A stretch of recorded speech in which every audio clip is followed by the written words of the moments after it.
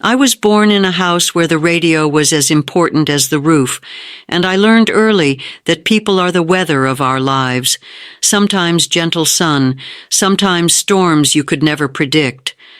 Now at 72, with hands that remember baking bread and a memory that sometimes skips like an old record, I want to tell you what I have learned, not as a lecture, but as a last-minute map I wish someone had handed me sooner, because there are things worth doing while you still have the strength, and there are regrets that take your last years to understand. When I was young, I thought time was endless. I believed the phone call could wait until tomorrow, the apology could be tucked into another season, the visit could happen sometime, and then my sister got sick and all the sometimes turned into a single day I could not change. So first, call the people you love, not to settle business or to ask for favors, but to listen, to laugh, to tell a story that will make them smile years from now. Say the things you would want in a postcard if you were leaving on a long trip you might not return from. Don't let pride be the lock on the door. Forgive quickly. Forgiveness is not for the person who hurt you alone. It frees you. I forgave my father too late for us to sit together and hold hands over the mistakes, and that silence lives with me. I do not want that for you. Second, make peace with your past by writing it down. Short letters, little lists of lessons, a recipe with the wrong measurements that still makes everyone laugh, because memories fade and paperwork does not. Put a simple will in place, not out of fear but as a kindness. Label things, leave notes about where the old photo album is, who likes the blue teacup, where the password lives, and if you can, add one small letter to each child or friend that says what they meant to you. It is not morbid, it is mercy. Third, guard your health with stubborn tenderness. I used to ignore the small pains thinking they were part of getting older. Early attention to small things saved my neighbor's life and could have saved mine more than once. Schedule the checkups, take the vaccines, learn what your body's baseline is, and find a doctor who listens to you like a neighbor, not a script. But remember this. Health is not only pills and scans, it is sunlight on your face, walks that make your knees creak, but also clear your head. Food that honors the seasons and friendships that feed your soul. Build movement into your days in ways you enjoy. A short walk, 2 songs of dance in the kitchen, gardening even if it is only a small pot of herbs, because those small joys balloon into meaning. Fourth, keep your money simple and honest. I watched a cousin wrestle with hidden debts and complicated accounts because pride kept him from asking for help. Talk to a trusted advisor, not to be dazzled, but to be clear. Make copies of important papers, store one with a lawyer or a bank safe, and tell an adult child or a close friend where to find them. Protect yourself from scams. If an offer sounds like a shortcut to a better life, ask 3 people and sleep on it. Fifth, keep learning. It is never too late to begin again. At 60, I learned to play the guitar badly and exquisitely. At 70, I take a class on painting that makes my afternoons glow. New hobbies are not frivolous.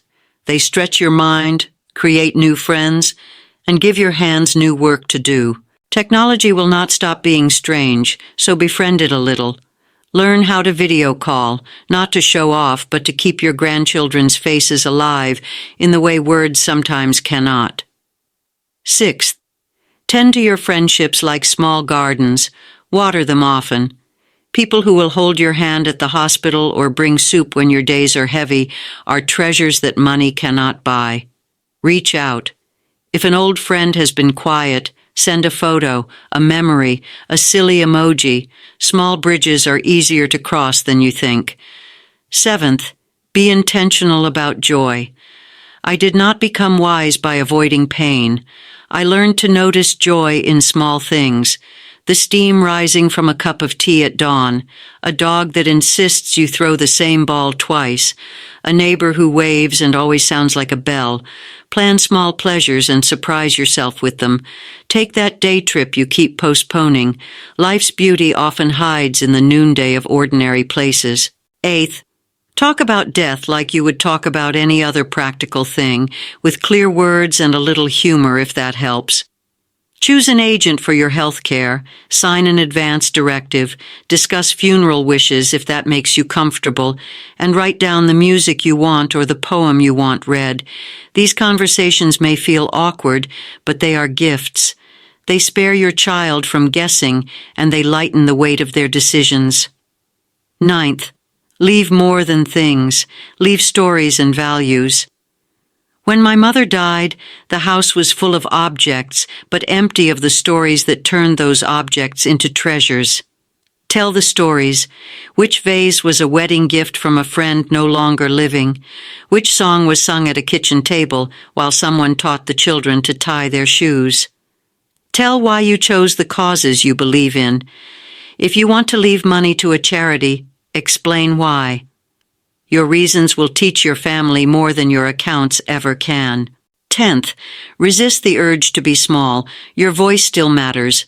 Volunteer your time. Mentor a younger person in the skill you have. Speak at a community group. Write a letter to your local paper about something true. This is not vanity. It is a way of keeping your life connected to the world. I started volunteering at a local literacy program and found my days sharpened and my heart broadened. It changed the rhythm of my weeks and gave me purpose beyond the confines of my house. 11th, notice the little errors you can fix today.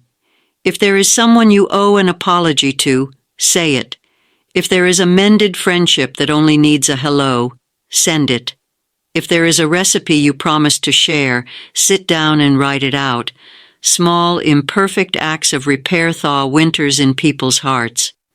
12th, protect your dignity by asking for help when you need it. I stubbornly tried to do a remodel at 70 because I was embarrassed to accept help. It took longer, cost more, and I missed the chance to learn from the skilled neighbor who would have gladly taught me. Asking for help is not weakness. It invites community into your life. 13th, keep your sense of humor. Aging does not erase the absurdities of life. It sharpens them. Laugh at the mismatched socks, at the absurdity of trying to program a new thermostat, at your own stubbornness. Laughter is medicine that has no side effects and costs nothing. 14th, choose kindness as a daily practice. It is better than being right.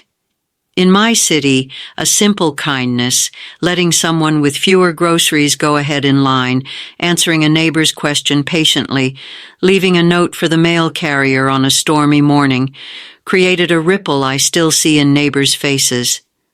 Those ripples come back to you when you least expect them. Finally, know that it is never too late to change the ending of your own story.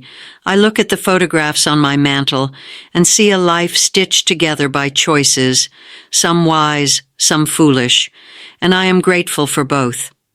If you have been waiting for permission to tell the truth you have held back, to sit on the porch and listen to the world, to travel to a place that calls to you, or to forgive someone you resent, consider this your permission. Time is not an enemy if you treat it like a garden to be tended every day.